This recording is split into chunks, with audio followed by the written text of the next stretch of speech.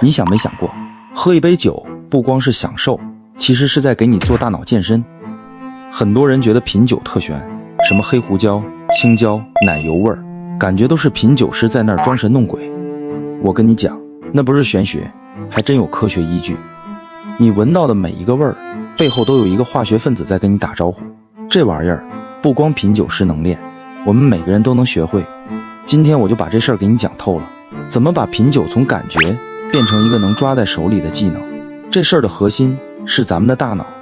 你每次努力去闻，去记一杯酒里复杂的香气时，其实是在玩命地锻炼你大脑里一块叫内嗅皮层的地方。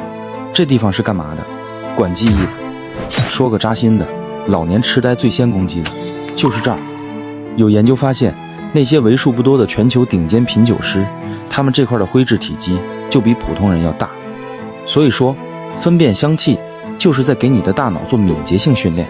这道理就跟我后来跨界折腾，交了真金白银的学费才想明白的一样，你得持续锻炼你的核心能力，才能保持敏锐。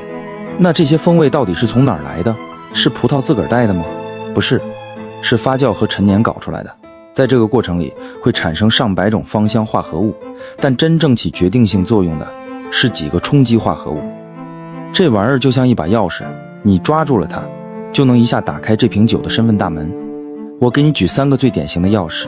第一个叫比嗪 pyrazines， 你一闻，一股子青椒青草味儿，那基本可以锁定这酒8成是赤霞珠、品丽珠或者长相思这些波尔多品种，因为它们身体里的青椒基因是别人的10来倍。第二个叫伦酮 rotundin， 闻着一股黑胡椒的辛辣劲儿，那这杯酒很可能是希拉或者哥海纳。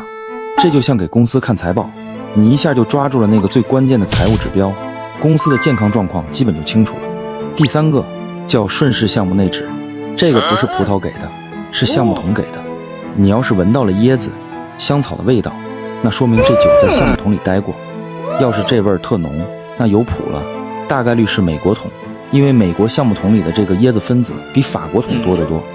你看，就靠这几个化学钩子，你就能像侦探一样，把一瓶酒的品种、酿造工艺猜个8、9不离10。这事儿真玩起来特有意思。比如说，我给你一杯酒，盖上酒标让你猜，你一闻，哎，青椒味儿，心里就有数了，这肯定是波尔多那几个品种跑不了。再凑近了闻，不是那种傻甜的椰子味儿，而是那种特高级的雪松，还有一点烤面包和丁香的香料感。得嘞，这酒肯定是在法国橡木桶里好好待过的。要是还能再捕捉到点紫罗兰之类的花香，那3条线索一对，我就敢赌，这8成是一瓶以赤霞珠为主，用法国桶陈年的好酒。